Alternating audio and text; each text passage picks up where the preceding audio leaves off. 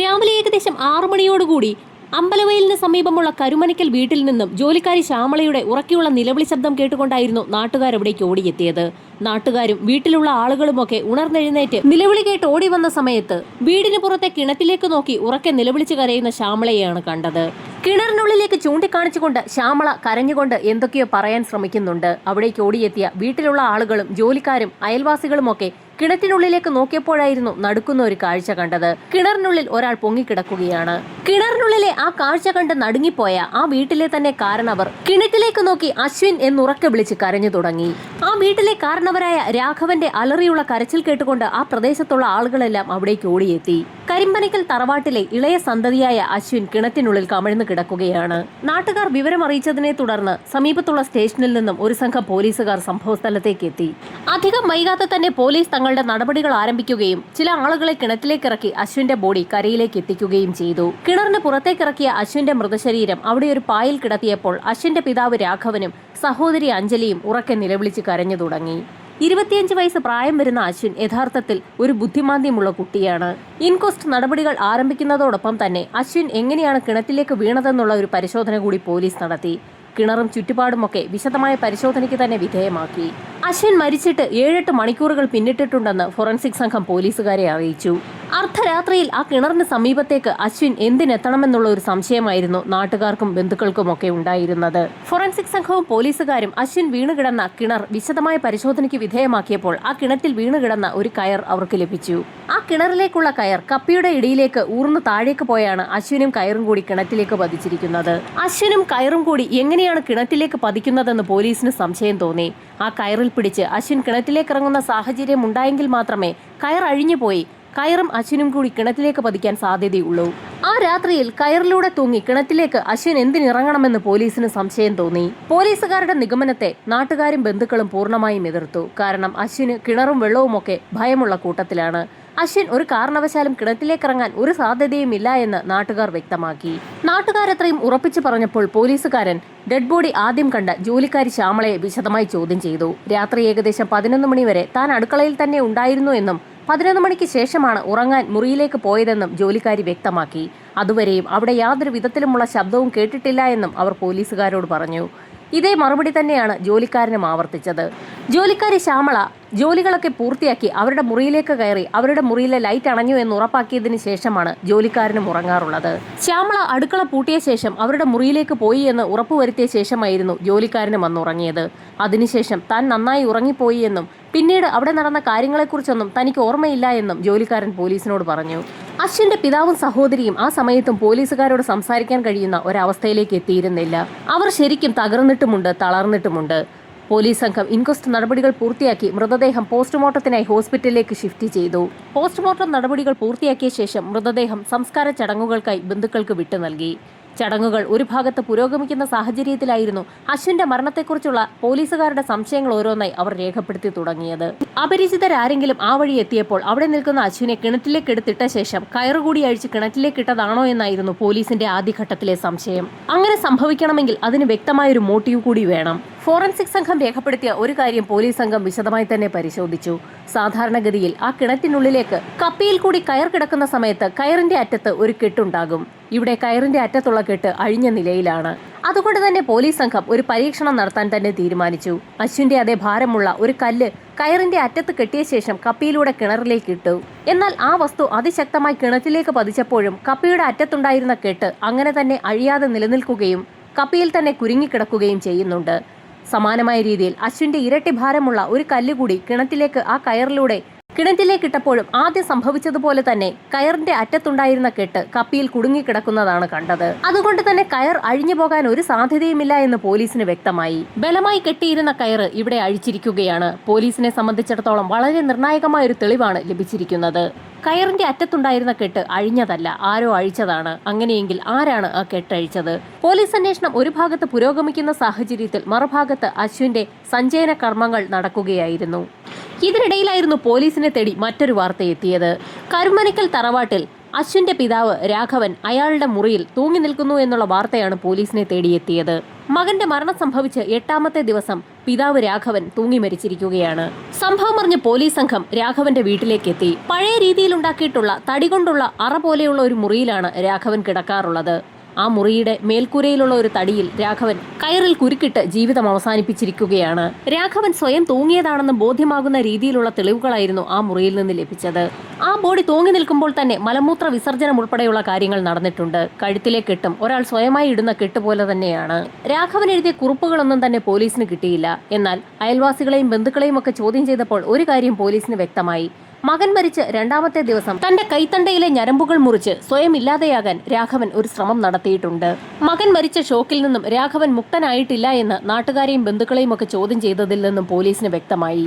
മകന്റെ മരണശേഷം എല്ലായ്പ്പോഴും ആ മുറിക്കുള്ളിൽ ഒറ്റയ്ക്കിരിക്കുന്ന രീതിയായിരുന്നു രാഘവന്റേത്. മകൻ മരിച്ച ദുഃഖത്തിൽ രാഘവൻ ജീവിതം അവസാനിപ്പിച്ചതാണ് എന്ന് നാട്ടുകാരൊക്കെ പറഞ്ഞപ്പോഴും പോലീസിന് ഒരു സംശയം തോന്നി.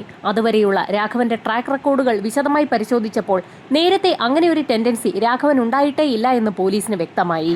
സമീപത്തുള്ള ഒരു വായനശാലയിൽ നടന്ന ചടങ്ങിൽ രാഘവൻ ആത്മഹത്യ ചെയ്യുന്നത് തീർത്തും ഭീരുത്വമാണെന്നും കർഷകരൊരിക്കലും അങ്ങനെ ഒരു കാര്യം ചെയ്യാൻ പാടില്ല എന്നും രാഘവൻ പ്രഭാഷണം നടത്തിയ വിവരം പോലീസിന് ലഭിച്ചു. എന്നിരുന്നാലും രാഘവന്റെ മരണം സംശയാസ്പദമാണ് എന്ന് പോലീസ് സംഘം അവരുടെ കേസ് ഫയലിൽ കുറിച്ചു. ഇൻക്വസ്റ്റ് നടപടികൾ പൂർത്തിയാക്കി രാഘവന്റെ മൃതദേഹവും പോസ്റ്റ്മോർട്ടത്തിനായി ആശുപത്രിയിലേക്ക് ഷിഫ്റ്റ് ചെയ്തു. നേരത്തെ മരണം സംഭവിച്ച അശ്വിന്റെ ആന്തരികാവയവങ്ങളുടെ ചില ഭാഗങ്ങൾ രാസപരിശോധനയ്ക്കായി ലാബിലേക്ക് അയച്ചിട്ടുണ്ട്. അതുപോലെ തന്നെ കെമിക്കൽ എക്സാമിനേഷൻ നടത്തുന്നതിനായി രാഘവന്റെയും ആന്തരികാവയവങ്ങൾ ലാബിലേക്ക് അയച്ചു. രാസപരിശോധനാ ഫലം വരുന്നതും കാത്ത് പോലീസ് സംഘം അങ്ങനെ കാത്തിരിക്കുന്നതിനിടയിലാണ് രാഘവന്റെ മരണം സംഭവിച്ച് 2 ആഴ്ചകൾ പിന്നിട്ടപ്പോൾ ഞെട്ടിക്കുന്ന ഒരു വാർത്ത പോലീസുകാരെ തേടിയെത്തിയത്. രാഘവന്റെ കുടുംബത്തിൽ അവശേഷിക്കുന്ന അയാളുടെ മകൾ അഞ്ജലി വിഷം കഴിച്ച് മരിച്ചു എന്നുള്ള വാർത്തയാണ് പോലീസ് സംഘത്തെ തേടിയെത്തിയത്. പോലീസ് സംഘം വീണ്ടും രാഘവന്റെ വീട്ടിലെത്തി. അഞ്ജലി തന്റെ കിടപ്പുമുറിയിൽ കിടക്കയിൽ അങ്ങനെ കിടക്കുകയാണ്. അഞ്ജലിക്ക് സമീപത്തായി അവൾ കഴിച്ച വിഷത്തിന്റെ കുപ്പിയും കിടപ്പുണ്ട്. കൃഷിയിടങ്ങളിൽ നിന്നും ഗവൺമെന്റ് തന്നെ പിൻവലിച്ച കൊടിയ അളവിലുള്ള രാസ കീടനാശിനിയാണ് അഞ്ജലിയുടെ ഉള്ളിലെത്തിയിരിക്കുന്നത്. അഞ്ജലിയുടെ മുറിയിൽ നിന്നും സംശയാസ്പദമായ ഒന്നും തന്നെ പോലീസ് സംഘത്തിന് അന്വേഷണത്തിൽ കണ്ടെത്താൻ കഴിഞ്ഞില്ല. അഞ്ജലിയെക്കുറിച്ച് വിശദമായി അന്വേഷിച്ചപ്പോൾ ഇതിനു മുൻപ് ഇങ്ങനെയൊരു പ്രവണത അഞ്ജലിയുടെ ഭാഗത്തു നിന്നും ഉണ്ടായിട്ടില്ല എന്ന് പോലീസിന് വ്യക്തമായി. അസ്വാഭാവികമായ രീതിയിൽ ഒരു വീട്ടിലെ 3 പേർ മരിച്ചിരിക്കുകയാണ്. യഥാർത്ഥത്തിൽ 4 മരണമാണ് ആ വീട്ടിൽ സംഭവിച്ചിട്ടുള്ളത്. ഏതാനും ഒരു വർഷങ്ങൾക്ക് മുൻപ് രാഘവന്റെ ഭാര്യയും സമാനമായ രീതിയിൽ അസ്വാഭാവികമായ നിലയിൽ മരണപ്പെട്ടിട്ടുണ്ട്. ആ സമയത്ത് മുറ്റത്തേക്കിറങ്ങിയ ആ സ്ത്രീയെ പാമ്പ് കടിച്ചതാണ് എന്നാണ് അന്നത്തെ റിപ്പോർട്ടുകൾ സൂചിപ്പിച്ചിട്ടുള്ളത്. എന്നാൽ അന്ന് അതിൽ കാര്യമായ അന്വേഷണമൊന്നും നടന്നിരുന്നില്ല. ഒരു വീട്ടിലുള്ള 4 പേരുടെയും മരണത്തിൽ പോലീസ് സംഘത്തിന് ആകെ സംശയമായി. പോലീസിന്റെ അന്വേഷണം ആകെ വഴിമുട്ടി നിൽക്കുന്ന സമയത്താണ് അഞ്ജലിയുടെ പോസ്റ്റ്മോർട്ടം റിപ്പോർട്ട് പുറത്തുവരുന്നത്. തീർത്തും ഞെട്ടിക്കുന്ന ഒരു റിപ്പോർട്ടായിരുന്നു പോലീസിനെ തേടിയെത്തിയത്. വിവാഹിതയല്ലാത്ത അഞ്ജലിയുടെ മരണം സംഭവിക്കുന്നതിന് ഏതാനും മണിക്കൂറുകൾക്ക് മുൻപ് പരസ്പര സമ്മതത്തോടുകൂടി അഞ്ജലി ഏതോ ഒരു വ്യക്തിയുമായി ഒരു സെക്ഷൽ ഇന്റർകോഴ്സ് നടത്തിയിട്ടുണ്ട്. യാതൊരു വിധത്തിലുമുള്ള ബലപ്രയോഗങ്ങളും അഞ്ജലിയുടെ ശരീരത്തിൽ ഉണ്ടായിട്ടില്ല. അശ്വിന്റെ മരണം സംഭവിച്ച് കൃത്യം 8ാമത്തെ ദിവസമാണ് രാഘവൻ മരിച്ചിരിക്കുന്നത്. രാഘവന്റെ മരണം സംഭവിച്ച് 16ന്റെ ചടങ്ങുകളൊക്കെ പൂർത്തിയായി ഒരാഴ്ച പിന്നിടുന്ന സമയത്താണ് അഞ്ജലി അവൾക്കിഷ്ടമുള്ള ഒരു വ്യക്തിക്കൊപ്പം കഴിഞ്ഞിരിക്കുന്നത്. അങ്ങനെ കഴിഞ്ഞ അഞ്ജലി ഒരു കാരണവശാലും ആത്മഹത്യ ചെയ്യേണ്ട എന്താവശ്യമാണുള്ളതെന്ന് പോലീസിന് സംശയം തോന്നി. അതുകൊണ്ട് തന്നെ അഞ്ജലിയെ കേന്ദ്രീകരിച്ച് വിശദമായ ഒരു അന്വേഷണം നടത്താൻ തന്നെ പോലീസ് സംഘം തീരുമാനിച്ചു. അഞ്ജലിയുടെ ശരീരത്തിൽ നിന്ന് ലഭിച്ച സ്പേം പോലീസ് സംഘം തെളിവായി തന്നെ സ്വീകരിച്ചു. അതാരുടേതെന്ന് കണ്ടെത്തിയാൽ കുറ്റവാളി ആരാണെന്ന് അതിവേഗം കണ്ടെത്താനാകും. കരുമ്പനക്കൽ തറവാടുമായി ഏതെങ്കിലുമൊക്കെ രീതിയിൽ കണക്ഷനുള്ള എല്ലാ പുരുഷന്മാരുടെയും വിശദമായ ഒരു ലിസ്റ്റ് തന്നെ പോലീസ് സംഘം തയ്യാറാക്കി. ധാരാളം കാപ്പിത്തോട്ടങ്ങളും കൃഷിയിടങ്ങളും ഉള്ള തറവാടാണ് കരുമ്പനക്കൽ തറവാട്. അതുകൊണ്ട് തന്നെ ആ വീടുമായി ബന്ധപ്പെട്ട് ധാരാളം ജോലിക്കാരുമുണ്ട്. ജോലിക്കാർക്ക് ഭക്ഷണം കൊടുക്കുന്ന പതിവുള്ളത് കൊണ്ട് തന്നെ ആഹാരം വെച്ച് വിളമ്പാനും നിരവധി ആളുകളുണ്ട്. കൃഷി ചെയ്ത് ലഭിക്കുന്ന ഉൽപ്പന്നങ്ങൾ ചന്തയിലേക്കും മറ്റും എത്തിക്കുന്നതിനായുള്ള ജോലിക്കാരും പുരുഷന്മാർ തന്നെയാണ്. ആ പുരുഷന്മാരിൽ ആരെങ്കിലുമായിട്ടായിരിക്കും അഞ്ജലിക്ക് ബന്ധമെന്ന് പോലീസ് വിലയിരുത്തി. അതുകൊണ്ട് തന്നെ പോലീസ് സംഘം തയ്യാറാക്കിയ ലിസ്റ്റിൽ ഉൾപ്പെട്ടിട്ടുള്ള മുഴുവൻ ആളുകളുടെയും മൊബൈൽ ഫോണുകൾ കേന്ദ്രീകരിച്ച് ഒരു അന്വേഷണം ആരംഭിച്ചു. അവരുടെയൊക്കെ ടവർ ലൊക്കേഷൻ കേന്ദ്രീകരിച്ചുള്ള അന്വേഷണത്തിനും സൈബർ സെല്ലിന് നിർദ്ദേശം നൽകി. അഞ്ജലിക്കും അശ്വിനും രാഘവനും പുറമെ ആ വീട്ടിൽ പുരുഷനായിട്ടുള്ളത് ആ വീട്ടിലെ ജോലിക്കാരനായ വ്യക്തിയാണ്. അയാൾ പ്രായമുള്ള ഒരു വ്യക്തിയായതുകൊണ്ട് തന്നെ അയാളെ അഞ്ജലിയും അശ്വിനുമൊക്കെ മാമ എന്നാണ് വിളിക്കാറ്. അതുകൊണ്ട് തന്നെ തുടക്കത്തിലെ അഞ്ജലിക്ക് അയാളുമായി ബന്ധമുണ്ടാകാൻ സാധ്യതയില്ല എന്ന് തന്നെ പോലീസ് വിലയിരുത്തി. എങ്കിലും സംശയമുള്ളവരുടെ ലിസ്റ്റിൽ ആ വ്യക്തിയുടെ പേരുകൂടി പോലീസ് സംഘം കുറിച്ചു. ആ വീട്ടിൽ ജോലിക്കാരന് പുറമെ വീട്ടാവശ്യങ്ങൾക്കായി പുറത്തേക്ക് പോകാറുള്ളത് അഞ്ജലിയാണ്. രാഘവൻ ഒപ്പിട്ട് കൊടുക്കുന്ന ചെക്കുകളുമായി ബാങ്കിലെത്തി അത് പണമായി മാറ്റാറുള്ളത് അഞ്ജലിയാണ്. അതുകൊണ്ട് തന്നെ അഞ്ജലി പോകാറുള്ള ബാങ്കിലും അഞ്ജലി പോകുന്ന വഴികളിലുമൊക്കെയുള്ള അഞ്ജലിയുടെ ബന്ധങ്ങളെക്കുറിച്ച് പോലീസ് സംഘം വിശദമായ അന്വേഷണം നടത്തി. കേസന്വേഷണം പുരോഗമിക്കുന്നതിനിടയിലായിരുന്നു അഞ്ജലിയുടെ സഞ്ചയന ചടങ്ങുകളൊക്കെ വന്നെത്തിയത്. ആ ചടങ്ങുകൾ നടക്കുന്നതിനിടയിലാണ് പെട്ടെന്നൊരു നിലവിളി ശബ്ദം അവിടെ കൂടി നിന്ന ബന്ധുക്കളും നാട്ടുകാരും കേട്ടത്. ആ നിലവിളി ശബ്ദം കേട്ടുകൊണ്ട് ആരോ ഒരാൾ വീടിന്റെ പിൻഭാഗത്തേക്ക് ഓടിയെത്തിയപ്പോഴായിരുന്നു നടുക്കുന്ന ഒരു കാഴ്ച അവിടെ കണ്ടത്. ആ വീട്ടിലെ അവസാനത്തെ ആൺതരി എന്ന് പറയുന്നത് ആ വീട്ടിലെ ജോലിക്കാരനാണ്. ആ വ്യക്തി തന്റെ നെഞ്ചിലേക്ക് ഒരു കത്തി കുത്തിയിറക്കിയ നിലയിൽ വീടിന്റെ പിൻഭാഗത്തുള്ള ഭിത്തിയിൽ ചാരിയിരിക്കുകയാണ്. ചടങ്ങുമായി ബന്ധപ്പെട്ട് സിവിൽ ഡ്രസ്സിൽ ഏതാനും പോലീസുകാരും ആ സമയത്ത് സംഭവസ്ഥലത്തുണ്ടായിരുന്നു. അവരും ആ സ്ഥലത്തേക്ക് ഓടിയെത്തിയപ്പോൾ ആ വ്യക്തി സ്വയമായി തന്നെ കത്തി കുത്തിയിറക്കിയിരിക്കുകയാണെന്ന് ഒറ്റ നോട്ടത്തിൽ തന്നെ വ്യക്തമായി. അഞ്ജലിയുടെ മരണാനന്തര ചടങ്ങുകളുമായി ബന്ധപ്പെട്ട് അഞ്ജലിയുമായി ബന്ധമുള്ള പുരുഷൻ ആ സ്ഥലത്തേക്ക് എത്താൻ സാധ്യതയുണ്ട്. അത് മുൻകൂട്ടി കണ്ട പോലീസുകാർ വേഷം മാറി മഫ്തിയിലെത്തിയതായിരുന്നു. ആ വീട്ടിൽ വീണ്ടും ഒരു മരണം കൂടി സംഭവിച്ചിരിക്കുകയാണ്. ഒരു വീട്ടിൽ തന്നെ 5 മരണങ്ങൾ സംഭവിച്ച സാഹചര്യത്തിൽ ആ വീട്ടിൽ എന്തെങ്കിലും ബാധയുണ്ടോ എന്നും ആ ബാധ ഈ വീട്ടുകാരെയൊക്കെ കൊണ്ട് ഇത്തരത്തിൽ ചെയ്യിക്കുന്നതാണോ എന്നും നാട്ടുകാരിൽ പലരും സംശയം പറഞ്ഞു. ആ വീട്ടിൽ ഇനി ശേഷിക്കുന്നത് ജോലിക്കാരി ശ്യാമള മാത്രമാണ്. അവരോട് എവിടേക്കെങ്കിലും പോയി രക്ഷപ്പെടാൻ നാട്ടുകാരിൽ ചിലർ ആവശ്യപ്പെട്ടു. ഇതിനിടയിൽ ജോലിക്കാരൻ മണികണ്ഠന്റെ ഇൻക്വസ്റ്റ് നടപടികൾ പൂർത്തിയാക്കി മൃതദേഹം പോസ്റ്റ്മോർട്ടത്തിനായി ആശുപത്രിയിലേക്ക് ഷിഫ്റ്റ് ചെയ്തു. തൊട്ടടുത്ത ദിവസം തന്നെ പോസ്റ്റ്മോർട്ടം റിപ്പോർട്ട് എത്തി. ഞെട്ടിക്കുന്ന ഒരു റിപ്പോർട്ടായിരുന്നു പോലീസിന് ലഭിച്ചത്. മണികണ്ഠൻ എന്ന വ്യക്തി ദിവസവും ഇഞ്ചക്ഷൻ എടുക്കുന്ന വ്യക്തിയാണ്. ഷുഗറിന്റെ അസുഖമുള്ളതുകൊണ്ട് തന്നെ ഇൻസുലിൻ സ്ഥിരമായി മണികണ്ഠൻ എടുക്കാറുണ്ടെന്ന് ബന്ധുക്കൾ നേരത്തെ തന്നെ പോലീസിനെ അറിയിച്ചിട്ടുണ്ട്. എന്നാൽ പോസ്റ്റ്മോർട്ടം റിപ്പോർട്ടിൽ മറ്റൊരു കാര്യമാണ് ഡോക്ടർമാർ കുറിച്ചിട്ടുള്ളത്. മണികണ്ഠന്റെ ശരീരത്തിൽ ഇൻസുലിൻ കുത്തിവെച്ചതിന് പുറമെ ഫെന്റാനിൽ എന്ന രാസപദാർത്ഥം ശരീരത്തിലേക്ക് കയറ്റിയിട്ടുണ്ട്. അത് ചെറിയ രീതിയിലുള്ള ഒരു മയക്കുമരുന്ന് കൂടിയാണ്. അത്തരത്തിലൊരു മയക്കുമരുന്ന് മണികണ്ഠൻ ഉപയോഗിക്കുന്ന വിവരം ആരും തന്നെ പോലീസിൽ റിപ്പോർട്ട് ചെയ്തിട്ടില്ല. ഫെന്റാനിൽ എന്ന രാസപദാർത്ഥത്തിന്റെ സാന്നിധ്യം മണികണ്ഠന്റെ ശരീരത്തിൽ കണ്ടതു മുതൽ പോലീസ് സംഘത്തിന്റെ ബുദ്ധി ഉണർന്നു തുടങ്ങി. ഏതോ വ്യക്തി വളരെ പ്ലാൻ ചെയ്ത് ഒരു ഗെയിം കളിക്കുകയാണ്. പോലീസ് ആദ്യഘട്ടത്തിൽ അന്വേഷിച്ചത് മണികണ്ഠന് സ്വയം ഇഞ്ചക്ഷൻ എടുക്കാൻ അറിയാമോ എന്നുള്ളതായിരുന്നു. എന്നാൽ മണികണ്ഠന് ഇൻസുലിൻ എടുത്തു കൊടുക്കുന്നത് വേലക്കാരി ശ്യാമളയാണെന്നുള്ള കാര്യം പോലീസ് കണ്ടെത്തി. ഉടൻ തന്നെ ശ്യാമളയെ പോലീസ് സംഘം വിളിച്ചു വരുത്തി ചോദ്യം ചെയ്യുകയും ചെയ്തു. തന്റെ 12 വയസ്സ് മുതൽ ആ വീട്ടിൽ താൻ ജോലിക്ക് നിൽക്കുന്നതാണെന്നും മണികണ്ഠന് ഷുഗർ ഉള്ളതുകൊണ്ട് തന്നെ ഇൻസുലിൻ എടുത്തു കൊടുക്കുന്നതിന് തന്നെ ഏൽപ്പിച്ചത് അഞ്ജലി ചേച്ചിയാണെന്നും എടുക്കുന്നത് എങ്ങനെയാണെന്ന് തന്നെ പഠിപ്പിച്ചതും അഞ്ജലി ചേച്ചിയാണെന്നും ശ്യാമള പോലീസിന് മൊഴി നൽകി. മണികണ്ഠന്റെ മുറി പോലീസ് സംഘം വിശദമായി തന്നെ പരിശോധിച്ചു. ഇൻസുലിൻ എടുക്കുന്നതുമായി ബന്ധപ്പെട്ടുള്ള ഇൻസുലിൻ സൂചികളും ഉപയോഗിച്ച സൂചികളുമൊക്കെ പല ബാസ്ക്കറ്റുകളിലായി ഇട്ടുവെച്ചിരിക്കുന്നത് പോലീസിന്റെ ശ്രദ്ധയിൽപ്പെട്ടു. കുറെ നാളുകളായി മണികണ്ഠൻ ഇൻസുലിൻ ഇഞ്ചക്ഷൻ എടുക്കുന്നുണ്ടെന്നുള്ള കാര്യം ആ ബാസ്ക്കറ്റുകൾ കാണുന്ന ഏതൊരു വ്യക്തിക്കും മനസ്സിലാകും. ഉപയോഗിച്ച സൂചികളൊന്നും എടുത്തു കളയുന്ന പതിവ് മണികണ്ഠനുമില്ല, ശ്യാമളയ്ക്കുമില്ല. അതുകൊണ്ട് തന്നെ പോലീസ് സംഘം അവയൊക്കെ കസ്റ്റഡിയിലെടുത്ത് രാസപരിശോധനയ്ക്ക് വിധേയമാക്കി. കോഴിക്കോട് ഫോറൻസിക് ലാബുകാരെ വിശദമായ പരിശോധന നടത്തിയ ശേഷം ഒരു കാര്യം പോലീസിൽ റിപ്പോർട്ട് ചെയ്തു. ആ ബാസ്ക്കറ്റിൽ നിരവധി സൂചികളുണ്ട്. അതിലെല്ലാം തന്നെ ഇൻസുലിന്റെ സാന്നിധ്യവുമുണ്ട്. എന്നാൽ ഒരു സൂചിയിൽ മാത്രം ഫെന്റാനിലിന്റെ സാന്നിധ്യം ലാബുകാർ കണ്ടെത്തിയിരിക്കുകയാണ്. മണികണ്ഠന്റെ ശരീരത്തിലേക്ക് ഫെന്റാനിലിൻ കുത്തിവെച്ച വ്യക്തി തന്നെയാണ് ആ സൂചി ആ ബാസ്ക്കറ്റിൽ ഉപേക്ഷിച്ചിരിക്കുന്നത്. പോലീസ് സംഘം ഉടൻ തന്നെ ശ്യാമളയെ കസ്റ്റഡിയിലെടുത്ത് ചോദ്യം ചെയ്തു തുടങ്ങി. ആ സമയത്തായിരുന്നു ഞെട്ടിക്കുന്ന ഒരു കാര്യം ശ്യാമള പോലീസിനോട് പറയുന്നത്. ചില ദിവസങ്ങളിലൊക്കെ മണികണ്ഠന് ഇഞ്ചക്ഷൻ എടുക്കാറുള്ളത് അഞ്ജലിയായിരുന്നു. ശ്യാമളയാണോ അഞ്ജലിയാണോ ഫെന്റാനിലിൻ മണികണ്ഠന്റെ ശരീരത്തിലേക്ക് കുത്തിവെച്ചതെന്ന് പോലീസ് സംഘത്തിന് സംശയം തോന്നി. മണികണ്ഠനുമായിട്ടായിരുന്നു അഞ്ജലിക്ക് ബന്ധമുണ്ടായിരുന്നതെന്ന് കണ്ടെത്തുന്നതിന്റെ ഭാഗമായി അഞ്ജലിയുടെ ശരീരത്തിൽ നിന്ന് ലഭിച്ച സ്പേം മണികണ്ഠന്റെ DNA മാച്ച് ചെയ്യുന്നുണ്ടോ എന്ന് പോലീസ് സംഘം മെഡിക്കൽ ലാബുമായി ബന്ധപ്പെട്ട് ഒരു പരിശോധന നടത്തിച്ചു. എന്നാൽ പോലീസിനെ തീർത്ത് ഞെട്ടിക്കുന്ന ഒരു റിപ്പോർട്ടായിരുന്നു അവിടെ നിന്ന് ലഭിച്ചത്. 2 DNA തമ്മിൽ മാച്ച് ചെയ്യുന്നില്ല. പോലീസ് സംഘം ശ്യാമളയുടെ ട്രാക്ക് റെക്കോർഡ് വിശദമായി തന്നെ ഒന്ന് പരിശോധിച്ചു. കേസന്വേഷണം ആകെ കുഴഞ്ഞു മറിഞ്ഞു. ഈ സമയത്തായിരുന്നു ഡിവൈഎസ്പി ശ്യാമളയെക്കുറിച്ച് ഒരു അന്വേഷണം നടത്താൻ പോലീസ് സംഘത്തോട് ആവശ്യപ്പെടുന്നത്. 12ാമത്തെ വയസ്സിലാണ് ശ്യാമളയെ തറവാട്ടിലെത്തുന്നത്. അതിനു മുൻപ് ശ്യാമള എവിടെയായിരുന്നു എന്നൊന്ന് അന്വേഷിക്കാൻ പോലീസ് സംഘം തീരുമാനിച്ചു. ഒരു പള്ളിയുമായി ബന്ധപ്പെട്ടുള്ള അനാഥാലയത്തിലായിരുന്നു ശ്യാമള വളർന്നത്. പോലീസ് സംഘം സ്വാഭാവികമായും ആ അനാഥാലയത്തിലെത്തി ഒരു അന്വേഷണം നടത്തി. ശ്യാമളയുടെ യഥാർത്ഥ പേര് സ്റ്റെല്ല എന്നാണ്. ശ്യാമളയെ രാഘവന്റെ കുടുംബം ദത്തെടുത്തതായിരുന്നു എന്നും അനാഥാലയത്തിന്റെ നടത്തിപ്പുകാർ പോലീസിനെ അറിയിച്ചു. അത് കേട്ട പോലീസുകാർ ആകെ അമ്പരന്നു. ശ്യാമളയെ എന്തിനാണ് ആ വീട്ടിലുള്ള ആളുകൾ ദത്തെടുത്ത് ഒരു ജോലിക്കാരിയാക്കിയതെന്നായിരുന്നു പോലീസിന്റെ സംശയം. എന്നാൽ അതിനുള്ള മറുപടിയായി അനാഥാലയം നടത്തിപ്പുകാർ മറ്റൊരു കാര്യമാണ് പോലീസിനോട് പറഞ്ഞത്. സ്റ്റെല്ല എന്ന ശ്യാമളയെ ദത്തെടുക്കുന്ന സമയത്ത് അവർക്ക് 12 വയസ്സ് മാത്രമാണ് പ്രായമുള്ളത്. രാഘവന്റെ മകൻ അശ്വിനുമായി സ്റ്റെല്ലയെ വിവാഹം കഴിപ്പിക്കാനാണെന്ന് പറഞ്ഞുകൊണ്ടായിരുന്നു അന്ന് സ്റ്റെല്ലയെ അവർ ദത്തെടുത്തത്. അശ്വിനും സ്റ്റെല്ലയ്ക്കും ഏകദേശം ഇപ്പോൾ 25 വയസ്സ് മാത്രമാണ് പ്രായമുള്ളത്. അത് മാത്രവുമല്ല, ദത്തെടുക്കുന്ന സമയത്ത് ആ വീട്ടിലെ സ്വത്തുവകകൾ 2ആയി ഭാഗിച്ച ശേഷം അതിലൊരു ഭാഗം അശ്വിന്റെയും ശ്യാമളയുടെയും പേരിൽ ആ സമയത്ത് തന്നെ രജിസ്റ്റർ ചെയ്യുകയും ചെയ്തിട്ടുണ്ട്. സ്വത്ത് കൈമാറ്റം ചെയ്യുന്ന സമയത്തായിരുന്നു സ്റ്റെല്ല എന്നുള്ള പേര് ഔദ്യോഗികമായി മാറ്റി ശ്യാമള എന്നാക്കിയത്. തീർത്തും ഞെട്ടിക്കുന്ന കാര്യങ്ങളാണ് പോലീസ് സംഘം അറിഞ്ഞിരിക്കുന്നത്. ആ വീട്ടിലെ പകുതി സ്വത്തുക്കളുടെ പൂർണ്ണ അവകാശി ശ്യാമളയാണ്.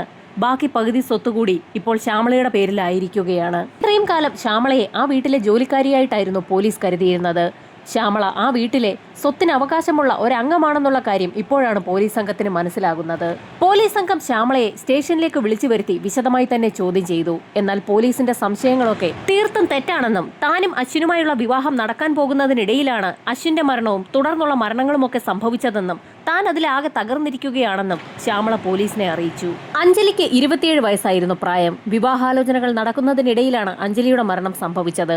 അഞ്ജലിക്ക് ഏതെങ്കിലും പുരുഷന്മാരുമായി ബന്ധമുണ്ടോ എന്ന് പോലീസ് സംഘം ശ്യാമളയോട് ആവർത്തിച്ച് ചോദിച്ചെങ്കിലും അഞ്ജലി ചേച്ചി അങ്ങനെ ഒരാളല്ലായിരുന്നു എന്നും മറ്റാരുമായി അവർക്ക് ബന്ധമുള്ളതായി തനിക്ക് അറിവില്ല എന്നും ശ്യാമള പോലീസിനോട് പറഞ്ഞു. 50ഓളം വരുന്ന പുരുഷന്മാർ പല ജോലികളുമായി ബന്ധപ്പെട്ട് ആ വീടുമായി ബന്ധപ്പെട്ടിട്ടുണ്ട്.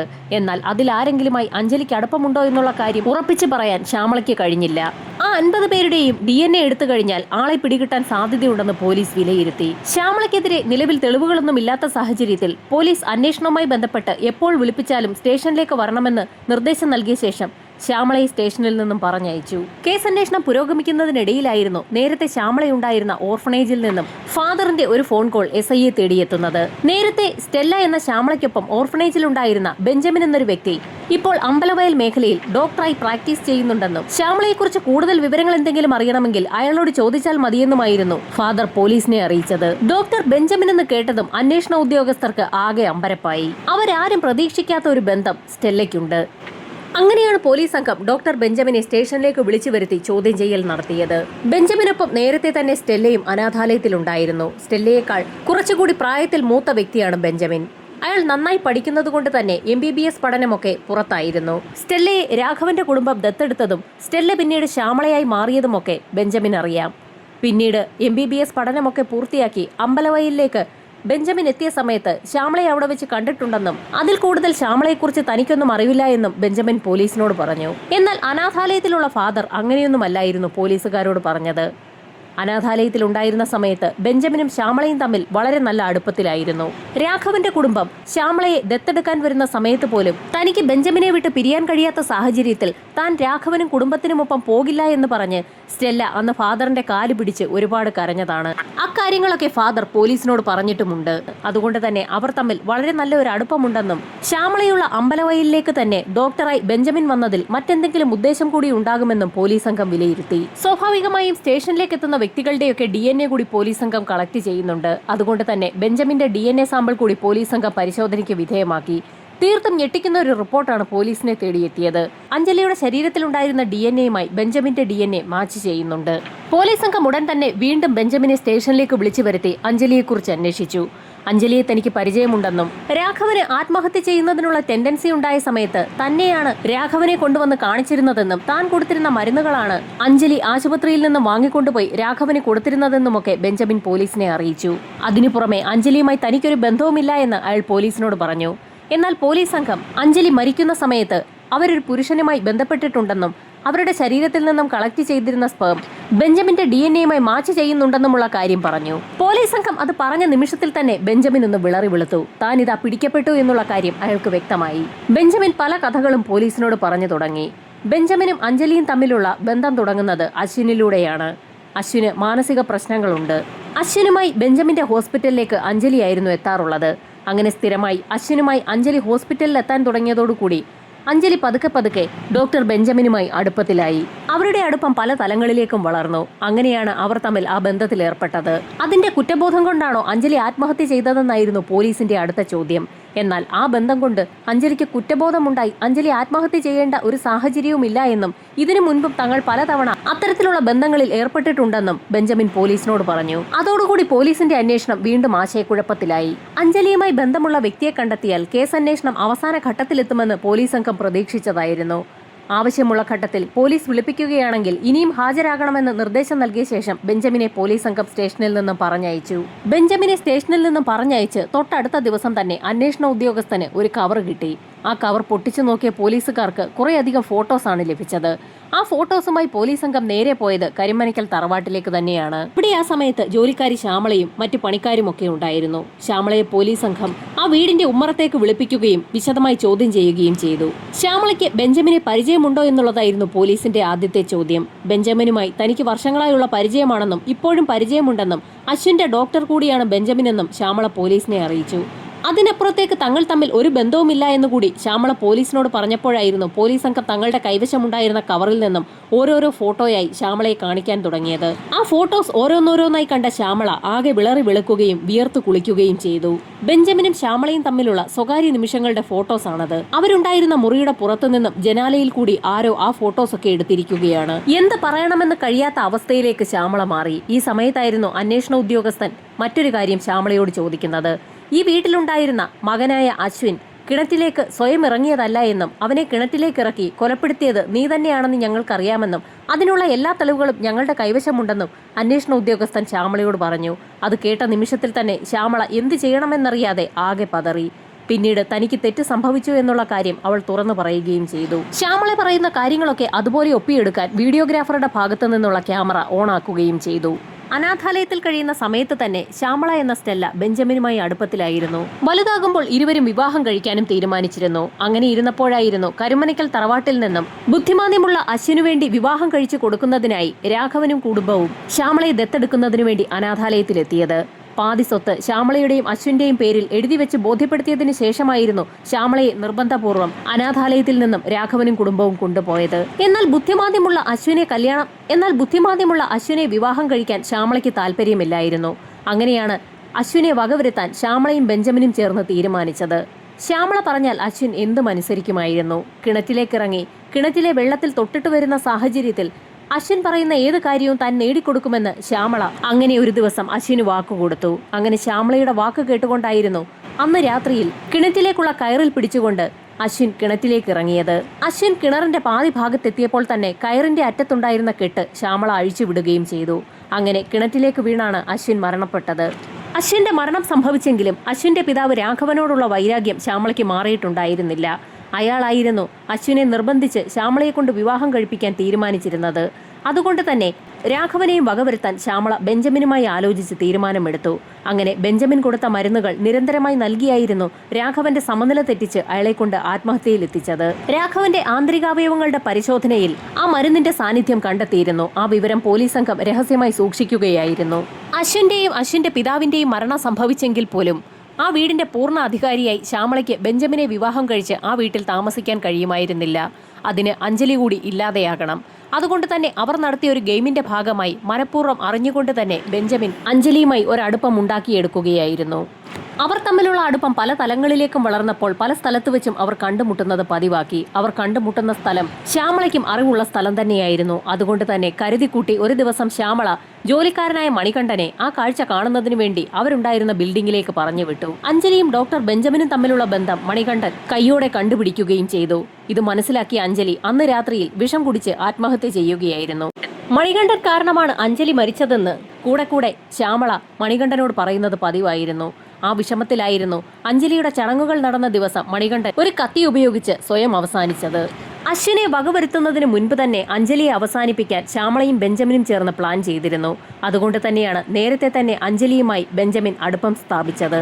മണികണ്ഠന്റെ മാനസിക നില തെറ്റിക്കുന്നതിനായി ശ്യാമള ബെഞ്ചമിൻ നൽകിയ മയക്കുമരുന്നുകൾ അയാളുടെ ശരീരത്തിലും കുത്തിവെച്ചിട്ടുണ്ടായിരുന്നു. അതും മണികണ്ഠന്റെ മാനസിക നില തെറ്റിക്കുന്നതിന് കാരണമായി. ശ്യാമള കഥ പറയുന്നതിനിടയിൽ ഒരു സംഘം പോലീസുകാർ ഡോക്ടർ ബെഞ്ചമിനെയും സംഭവസ്ഥലത്തേക്ക് കൊണ്ടുവന്നു. ഇരുവരെയും ചേർന്ന് ആളുകളുടെ സാന്നിധ്യത്തിൽ തന്നെ തെളിവെടുപ്പ് നടപടികളും നടത്തി. ശ്യാമളയെയും ബെഞ്ചമിനെയും മജിസ്ട്രേറ്റിന് മുൻപിൽ ഹാജരാക്കി പോലീസ് സംഘം റിമാൻഡ് ചെയ്തു.